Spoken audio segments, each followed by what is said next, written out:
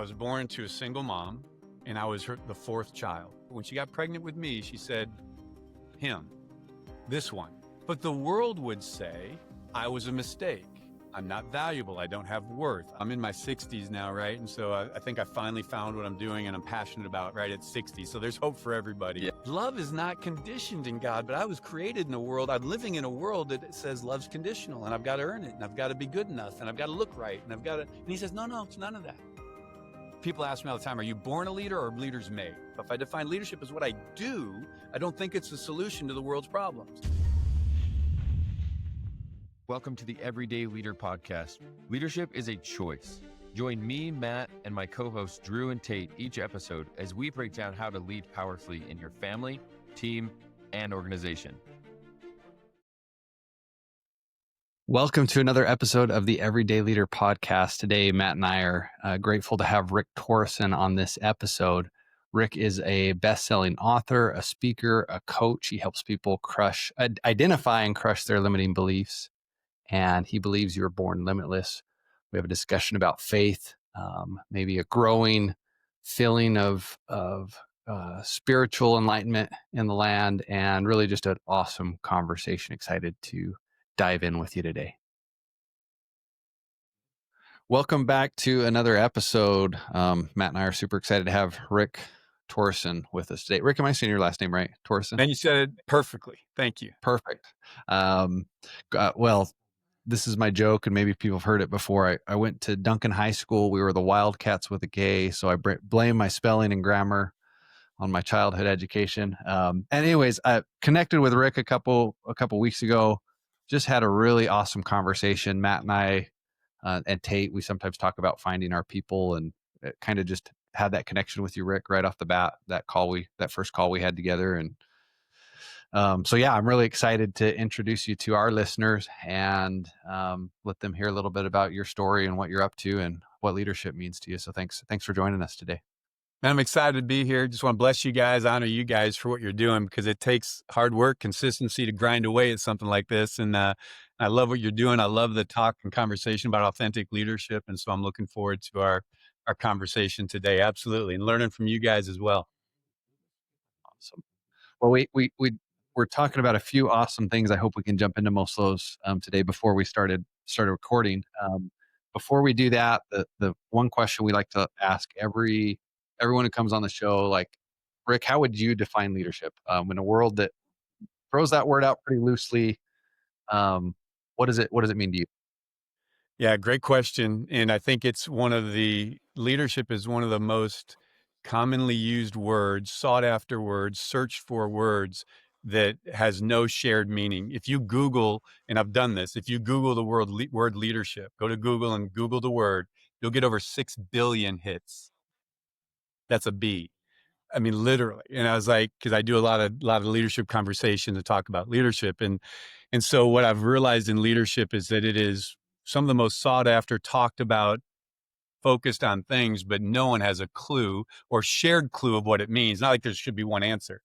So, and I'm a big John Maxwell guy. And so I've been a part of his world for the last 10 years.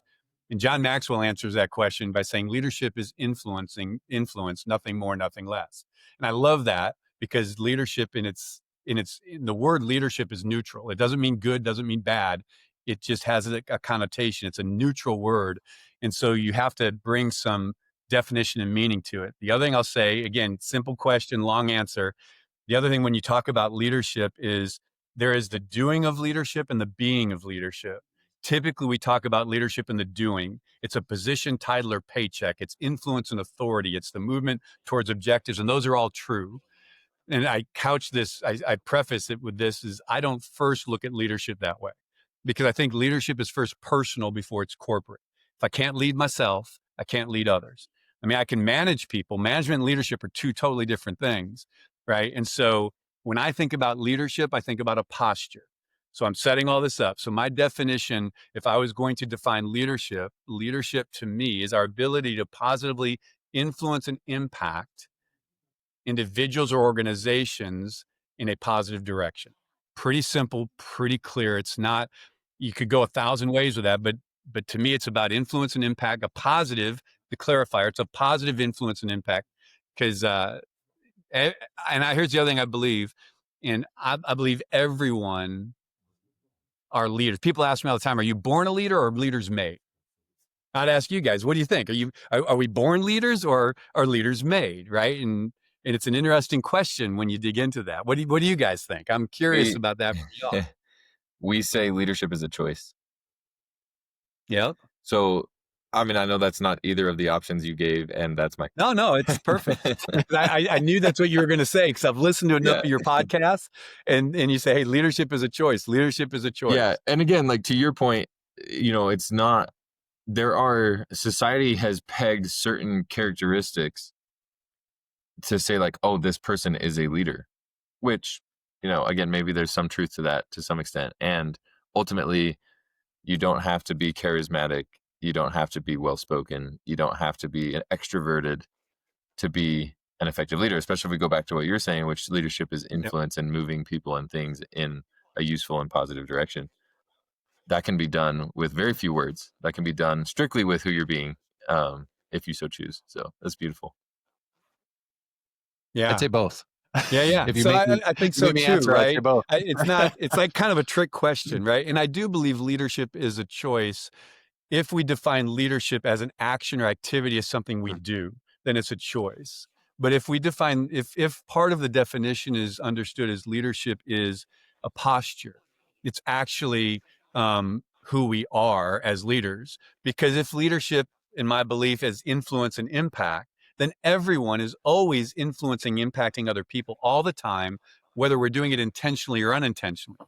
So every human is in the position of influencing and impacting the people in the world around them just by the way they show up. Right. And so I'm showing up in this podcast. I am influencing and impacting this place, either positively or negatively, by the energy I'm bringing into a space. Or I walk into a grocery store or a business meeting or whatever it is. People are always looking, they're watching, they're observing, right? That's just this constant bubble that we're in. And so when I think about it as a posture first, then it's about character. It's about how I choose to show up. It's about intentionality of my presence in a space. And to me, that's the most important thing. And that's more built than on my purpose and my values than it is on what I do. And then leadership becomes, now when I'm in that space, how am I going to act? How am I going to motivate? How am I going to move people? Right. And then to me, the difference between managers and leaders are growing people. Managers are producing outcomes. A manager's job is to produce an outcome, to get people from A to Z and get something done. A leader's job to me is all about the growth and impact they have on the other people, raising other people up to then function and do their jobs. Right. So that's kind of how I look at that. It is all of these things, but for me, the center source is leading self, the identity that I have in me, my value, my worth, and how I'm going to choose to show up in a space. And that's where I get to choose. How do I choose to show up? When the day sucks, pardon me, when the day's terrible, the day is, it's not a good day, I still got to show up. And so I can control how I show up. I can't control how you guys respond or what the world is doing around me, but I control this. Yeah. And that's a choice. That's awesome. Well, there might be some subtle differences in some of the ways we would individually define some of that. And Matt, would you, after hearing that, agree Rick's one of our people? Yeah, 100%. Speaking our language, man. Come on, man, got to find our tribes. Yeah. Well, so if you two are open to it, I'd like to take this in a cool direction. And just from before we hit record, I feel like you'll be down. So I also this might sound kind of silly, and we've talked about it very openly on this podcast before, that we are believers and followers of Jesus Christ, and that for me personally, I anchor everything about actual, authentic, useful, productive leadership in him. Like, he demonstrated it, and I am committed to continue to figure out what I still don't know about what he showed us and what he can show me about how to lead in like the most powerful and effective way. And so I'd just love to hear your thoughts around that, Rick. Like, what? Yeah, man. How have you gleaned from the life of Jesus, the example of Jesus, the spirit, or whatever you want to call it. How has that influenced your take on leadership? Man, I appreciate you asking that. It's a great question. I've been doing a lot of podcasts lately with some stuff that we're doing and don't get a lot of opportunity to talk about it directly, even though a lot of the podcast world, what I've found, and I don't, again, with all the listeners and stuff, man, this isn't about you should be this, you should be that, or trying to get you to believe something. But the reality is we all live around a set of values and beliefs, whether we can identify them or not. We're driven by a construct, a belief system. And mine is like y'all's, and a lot of podcasters is a place of faith. I mean, I've found more faith in the podcast world than I've found in a lot of other places, which has been really, really cool. But to answer your question, everything about what I do and who I am and how I show up is grounded in my understanding of my faith and my relationship with Christ. It is not about the doing. Again, I'm a big distinguisher between doing and being.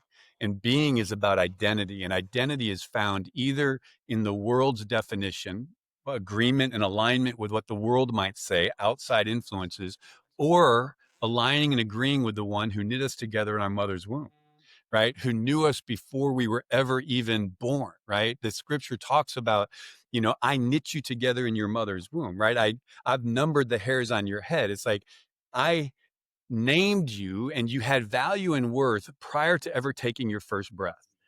So if I'm a believer and I look at scripture and I understand that, then in finding my identity then in the one who created me, who speaks identity and life into me, who says, I already am successful. I already am valuable. I already am worthy. And it's not dependent upon anything that I do or whether you agree with me or not, or declare I am or not. And when I can align there and go, wait a minute, my value and worth has already been set. And then life happens and good and bad and trauma, and we filter it all and we have to wrestle through it all and find meaning. But at my core createdness, I already am valuable and worthy and complete and whole. And I was created with purpose and influence and impact in mind. I've created you with a future and a hope. Right. And so if that's true, if I believe that in any capacity, I'm going, okay, wait a minute. Why am I struggling with all this anxiety and fear and doubt and worry and all this stuff? Well, because I've caught up in the definition the world wants to put on me of my value and my worth, not the one who created me. And I thought, well, that's crazy. Why would I align with something who isn't really for me and not align with that one that is absolutely for me 100%? So who am I going to agree with? And that's the tension, the battle, right? Because it's the reality of the world that we live in. And so it drives everything I do. I talk about in the book and everything I do is about this idea of being born limitless. And I tell people we're born limitless and then life happens. I'll give you a quick example if I can, and it'd be true with my story and both of my kids, right? So I'll do my story. I was born in the 60s, 1965. I was born to a single mom, and I was the fourth child. She had 2 abortions, so that would have been early 60s, late 50s, 1 adoption, and then she kept me.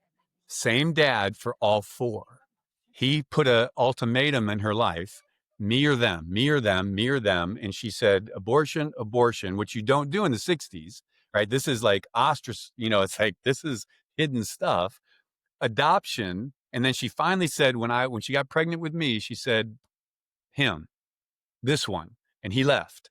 Don't know him. He's never been in the picture. But the world would say I was a mistake. I'm not valuable. I don't have worth. I was conceived in whatever, right? Going to give you another quick example. Both of my children are adopted. They were adopted from birth. Both of their birth mothers were raped. So my son and my daughter were conceived in rape. So what does the world say? What is everything? Hey, you can do this, you can do that. They don't have value. They're not real. They don't have purpose. Whatever, right? We label that.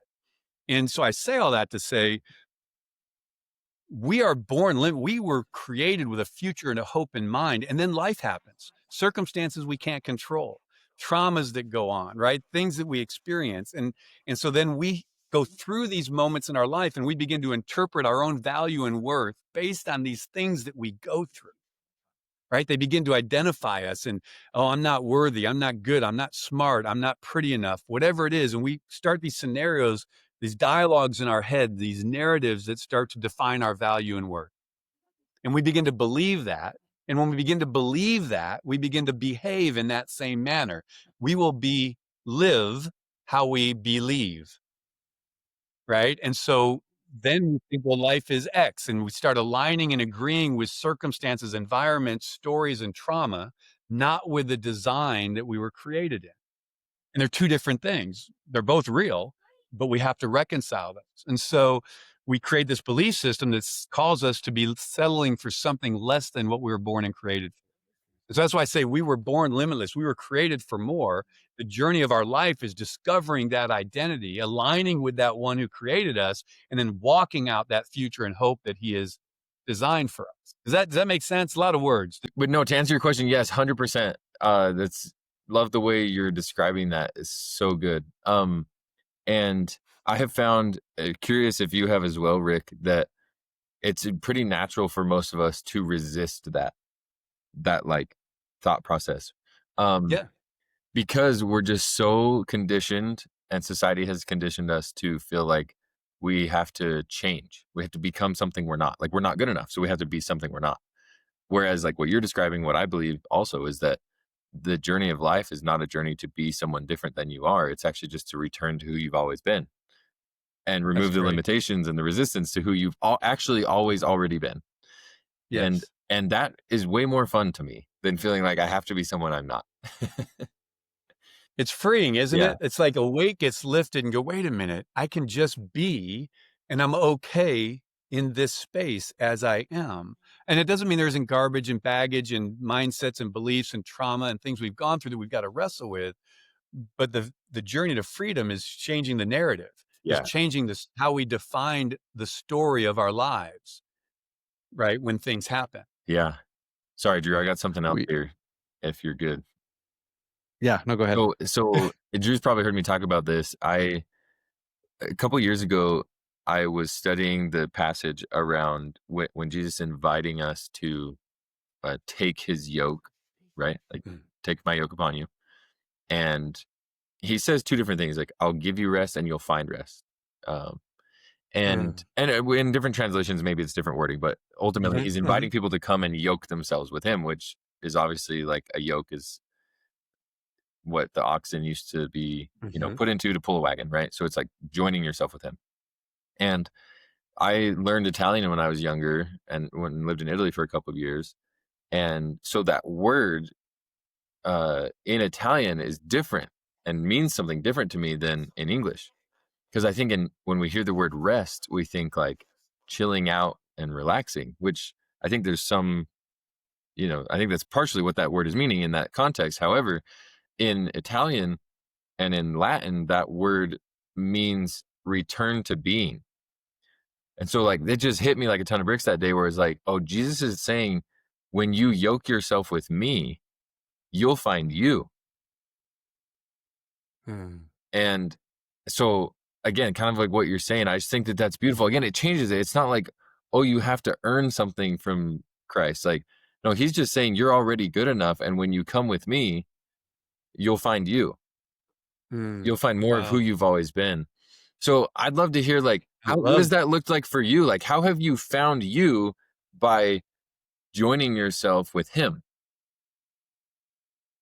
Yeah, man, I love that analogy and that picture that you just painted, and that idea of rest and that yoking with Christ. I think for me, it's all wrapped up in identity. I think all of our issues and challenges that we all face, and I don't care whether we're 12 years old, 25 years old, or 60 plus years old, we're still wrestle with identity. Pascal, the mathematician, right? He talked about this idea of a God hole. And he said, in our createdness, we are all created with this God hole in us. And the God hole is these legitimate needs that we were created with to belong, to be loved, to be seen, to be heard, to be valued, right? These are legitimate needs that were in our createdness, in our natural createdness of how we show up. These are needs that we all have. They're legitimate.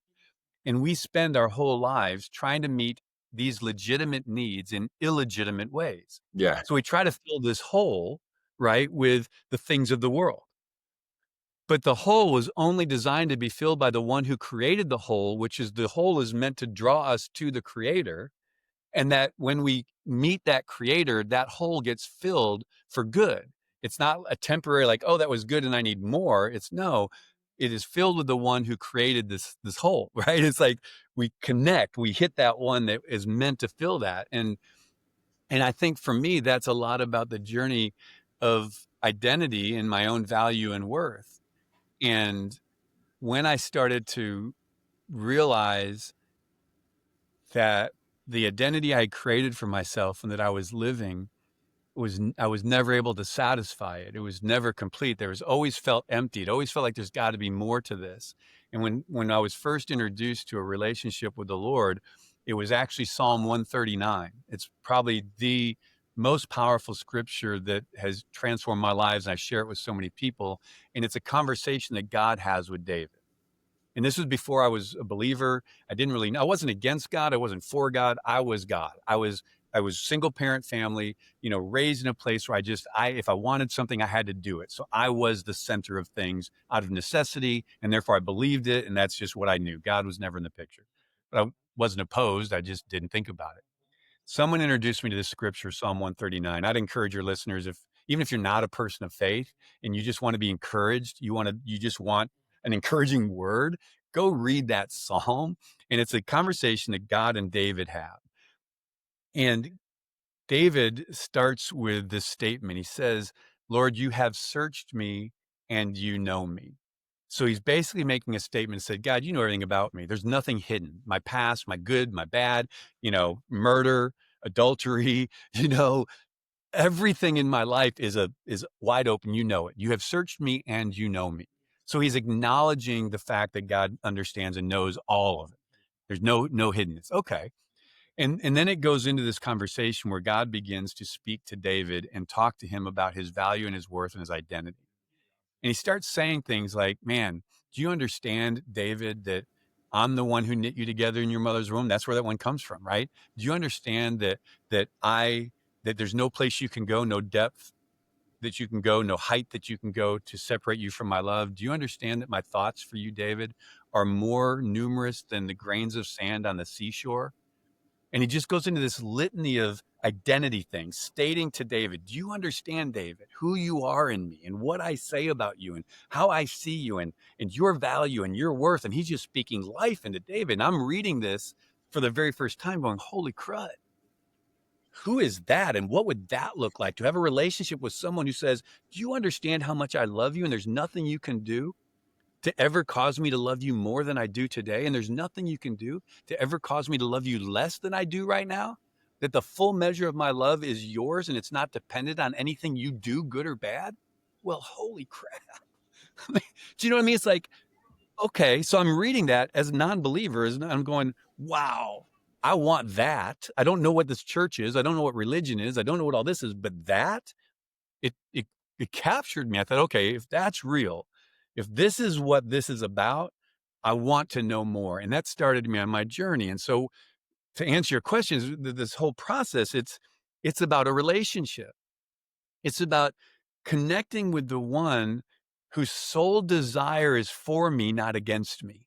Even though some of the things that we may be called to and we're asked don't seem right. They seem hard. They're like, man, and it's not like this good God, so bad things won't happen. It's not that at all. It's like, no, bad things are going to happen. You're either going to go through it alone and you're going to have to work it out or with people and it's going to be, painful, or you can go through it with me and you're going to have to work it out and it's going to be painful, but you're going to understand there's something greater than the moment that you're going through that you can't see, but hold my hand and I'm going to walk you through the moment because there's something on the other side that you had no idea that was waiting for you. And I'm like, okay, so it's still going to be hard. It's still loss. It's still whatever, but I'm either going to go it alone or go with the one who knows that there's hope on the other side of this thing and that can guide me through it. I'm like, man, this stuff is messing with my head. Can this be real? Right. And so that was the beginning, the search, the place. And I found that it was real. And it wasn't about religion. It wasn't about, the duty. It wasn't about discipline. All those things are all important, but it was about the purity of a relationship with someone who said, listen, bottom line, I love you. And my love is unconditional. It's not dependent upon you. And it doesn't matter what you do. The guy, we talked about this and it's a hot topic, right? But the guy who shot Charlie Kirk, guys, God didn't look at the guy that shot Charlie Kirk and say, oh, I hate that guy. He's evil. He's terrible. God's heart's broken at this young man. And we saw that in the reality of Erica Kirk, who stood up and said, I forgive you. How do you forgive someone who killed your time out? There's something greater going on here. There's a greater revelation and understanding that's happening in the hearts of some people that has nothing to do with the earning it or the world and how it's defining it. Yeah. Love is not conditioned in God, but I was created in a world. I'm living in a world that says love's conditional and I've got to earn it and I've got to be good enough and I've got to look right and I've got to, and he says, no, it's none of that. It's none of that. It's already predetermined. You said it, Matt. It's already predetermined. I've already decided my love for you is unwavering.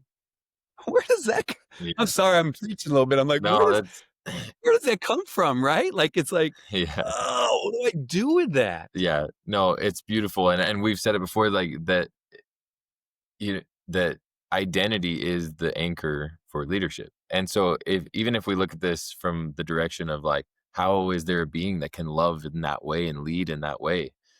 Well, guess what? It's the same anchor.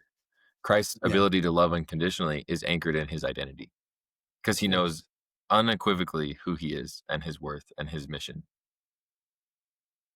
Sorry. So it's no, funny. 100%. I love where this conversation's been and didn't anticipate it being here today. I didn't either. No, it's funny because just last night, a great friend of mine who's also good friends of Matt's, we were just talking about how we both want to talk more openly about Christ in our lives, and not just like, and I'm guilty of this sometimes, talking, well, if you don't believe in Christ, the universe, or this other thing, and so no, these topics are just like, I don't know, it's just the timing of all this is funny. And I think, but kind of to bring it back in, like, I feel there's been, for those of us that have these beliefs or feel this way, that we've maybe as a society have felt limited to share and talk more openly about this as of late. And as terrible as this thing that happened to Charlie Kirk, I don't care what someone's political beliefs are. It's an awful thing that happened.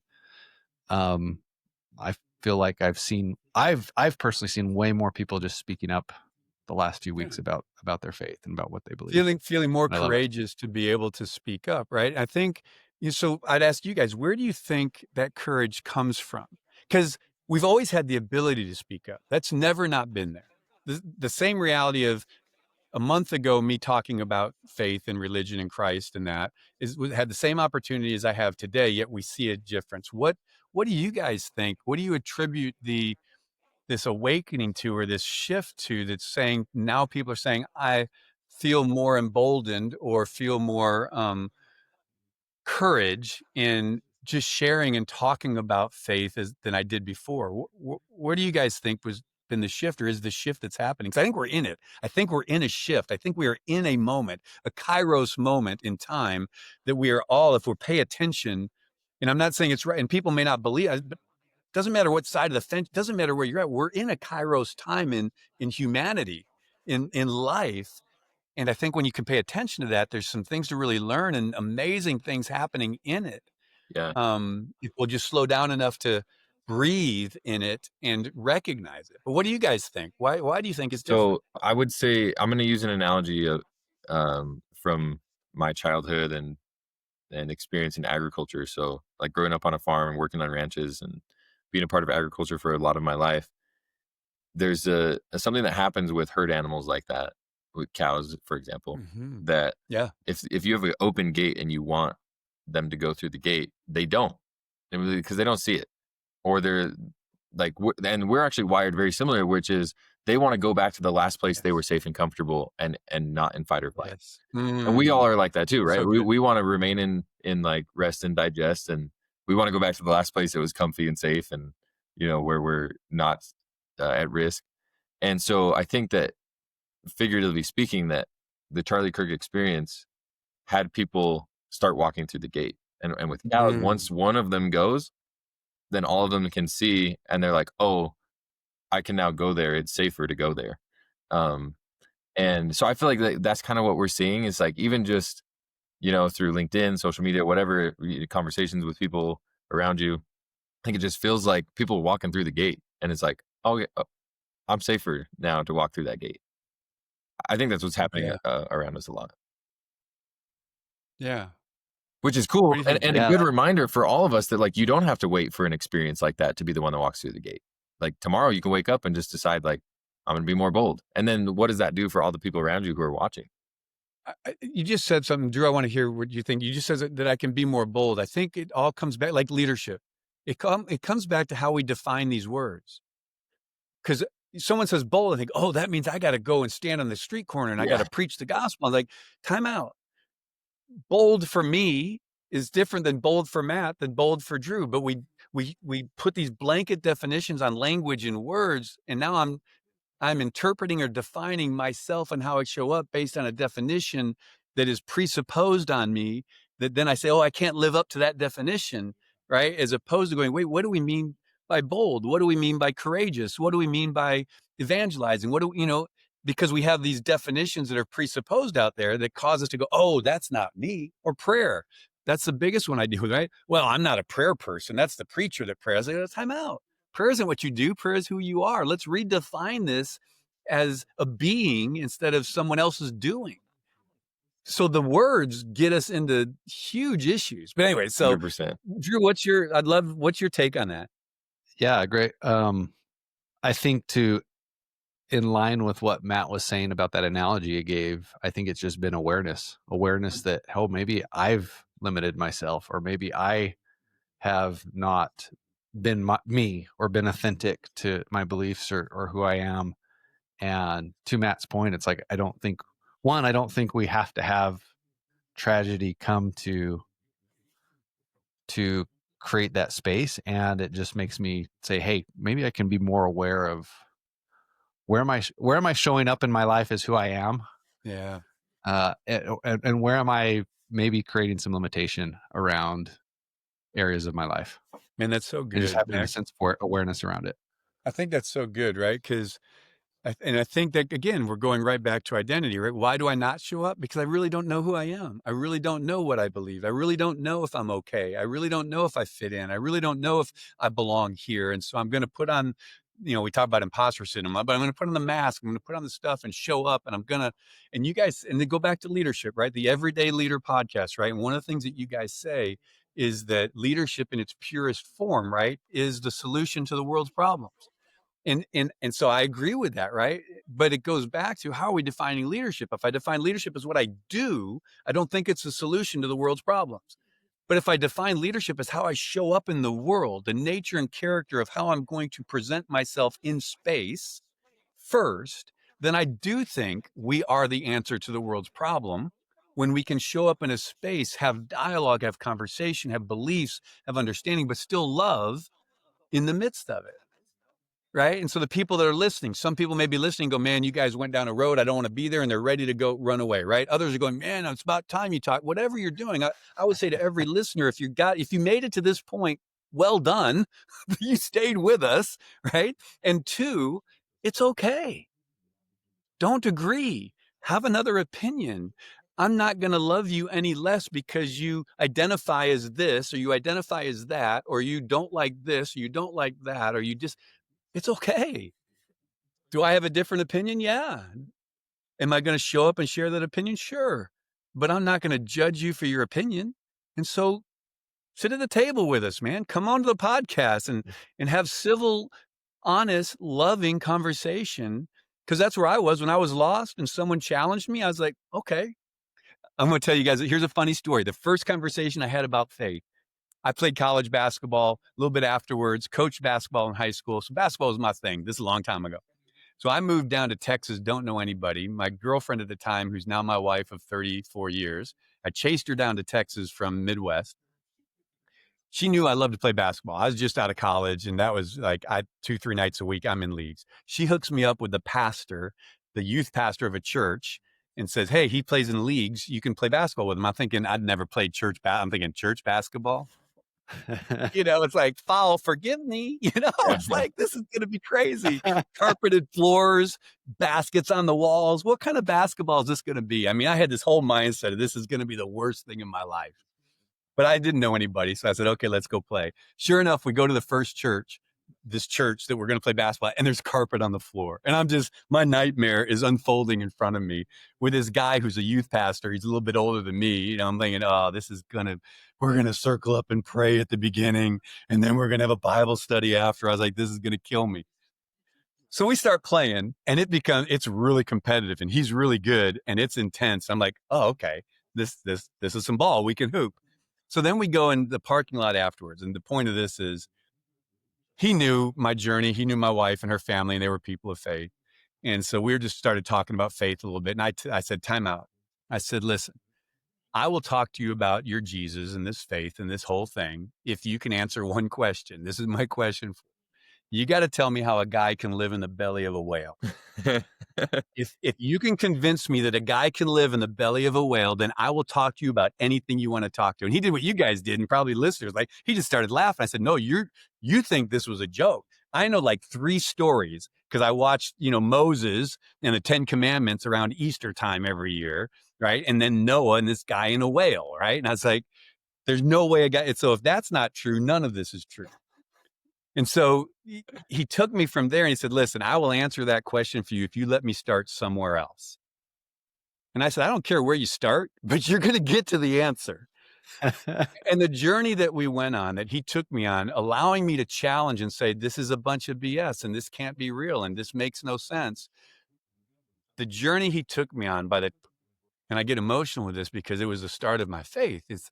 He allowed me to enter in my ignorance and my anger, my frustration, my experience. He said, just go on a journey with me. Ask me questions. By the time we got to the story of the guy in the whale, I didn't need it answered. I still wanted an answer, but I didn't need it answered. It wasn't driving that. Like, it was something so much bigger that I encountered in the journey to get there. Right. I still got my answer, but you know what I mean? And so I think that's what we're missing. And that's where I think podcasts and things like this, regardless of what we talk about, politics, whatever, are great grounds to just have some real conversation around real issues that we're going through instead of playing the game of, oh, leadership and we've got this company. Yeah, but there's real struggle and there's real pain and there's real fear in the midst of growing a business. Yeah. Mm-hmm. So anyways, there you go. You guys got me preaching way too much today, man. Oh, it's great. I love that. And I think if we talked long enough, Rick, we could find things we do disagree about. And like to our society, one thing that's been just coming up for me that I think kind of connects to all of this is we're all more the same than we are different. Oh, come on. And I feel like whether it's politically, whether it's the media, whatever, things have been decisive the last few years. And I think the things we all want are closer than we all realize, who we are, that who God's created, like our purpose. Like, I think all those things are so much more in line than we sometimes give credit to. And so yeah, I don't know where that was going, but that just thought. Well, no, has but been I in my think head I think you're right. And we focus so much on the things that we disagree with and not on the things that we agree with. And so when we start with the negative, where are we going to go from there? Right? Then it just becomes a battle of defending a position as opposed to seeing the human that holds the position. And we can't get past that. We get so offended, personally offended, because you agree with something or disagree with something, or you say words that I would never say. And if you say those words, you must not be X. And again, I mean, I look at situations and go, man, I would never say stuff like that. I would never act like that.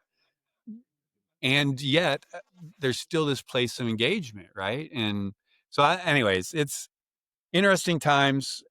I think there's a lot more spiritual stuff going on. That's a whole nother conversation than we understand, because I think most people understand there's a spiritual world around us.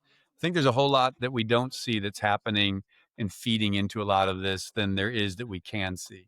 Because some of the stuff seems so crazy, so foreign, so like, where did that come from? That You know what I mean? Like, it just had to come from something different than just Yeah, Yeah. what we're all looking at.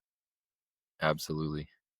So, Rick, anyways, we're gonna have to finish this conversation or continue this conversation no worries, guys. another day. And as we kind of wrap up, what do it one, I want you to share what you're working on and Sure. where our listener can find you and get access to more Rick And absolutely. Well, in their I life.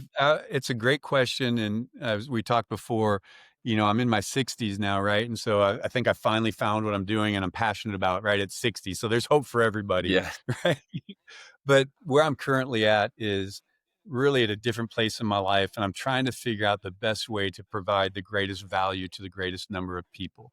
And the value that I seek to add is to help people identify limiting beliefs in their life, help them identify the source and the belief, crush that belief, replace it with a truth, and walk in the limitless life they were born and created for. I mean, whether it's a business, I work with businesses and I do coaching and leadership development stuff, or an individual, but we all have limiting beliefs that we have taken on that created ceilings over our lives that cause us to settle for something less than what I believe we were born and created for. So I share that at first. That's the impetus of what I do. And as I was looking at my life the last 40 years and all the things I've done, whether it's been ministry or businesses that I've owned and run or my own company and leadership that I do, I've realized in this moment what my desire is to help people build community around calling out the greatness that I believe is within them. And so what I've done is we've created an app. The app is called Living Limitless. It's on the platforms Google and Apple. I would love for the listeners to go and check out the Living Limitless app. In that app, there's a daily push that you'll get, and it's mindset stuff. So every day, 6 a.m., a declaration comes, I am. I wear a bracelet that says, I am, I can, I am, I will, or I will, I can, I am. And these are really my declarations I tell people, right? However you finish it, I don't care. But the declaration I will is a declaration of intent. The declaration of I can is a declaration of action. The declaration I am is a declaration of identity, right? And so we do a daily push. So when you download the app, you'll get a daily push that just is going to help you set your mindset for the day and your intention for the day. The big thing about it that is really, I'm just now understanding, is we created an app and I call it the Rick Bot. It is a chat GPT, but it's my life for the last 40 years, my brain, everything I've ever done, all my stories, all my ministry, all my coaching, all my leadership, all my training, everything I've ever done. We digitized it, we put in, and we trained the brain. And you can go and ask the Rick bot anything you would ask Chat GPT. This is in personal development and growth. You can ask it about changing the oil of a car and it might help you, but I wouldn't trust it. Does it But does it have the but answer to how a man can live in the belly of a whale? it will have that answer. And you know what it's going to tell you? Hey, if we don't start there, I promise I'll get Yeah. there. That's what That's it's what got the that answer is. story in there, right? My books are in there. Everything is in there. So it's actually me. If you can talk to it, call it, and you'll get this voice. So you can interrupt it and have a dialogue. And so I've created this RickBot so it's 24/7 access where people can go and ask it a question. And really the generation that's in their 20s to about 35, they're more commonly living on this internet world, chat world, virtual world. And so I would love people, this is my invitation to you, to the people listening, download the Living Limitless app, play with it. You don't like it, discard it. Go into the RickBot and ask it a question. Could be about parenting. It could be faith oriented. It could be, how do I develop my team? I've been in business leadership in corporations for the last 15 years. How do I develop my team? How do I build culture? How do I fix my values for my organization? So all trainings I do, it's all in there. But check it out. Let me know what you think. Communicate with me in there, and then follow me and get in my world on social media. We just started launching our YouTube program and process. Instagram, it's all Rick Torrison. That'll be in the show notes. You guys can get. But get in my world, DM me and ask me a question, and share a limiting belief with me, and I'll send you a quick document PDF that'll help you break through that limiting belief, walking through my framework. So download the app, follow me on social, and DM me, and I'd love to talk to you. Awesome. Thanks so much, man. This has been really, really cool. Yeah, good call, Drew. Have Your fun. radar was spot on this one for sure. I mean, I enjoyed it. I just honor you guys and what you're doing, and I know it's going to be awesome. And I'm glad to be a part of it. Awesome. Well, thank you. Well, I'd love to continue this further. And to our listener, today's the day. Thanks for joining us on the Everyday Leader podcast. If you're ready to take your leadership journey even further, subscribe to our weekly newsletter for more insights and practical tips. And don't forget to connect with us on Instagram to stay a part of our growing community. Just follow the links in the show notes. If this episode impacted you, please help us spread the word and share the link with a friend from wherever you're listening.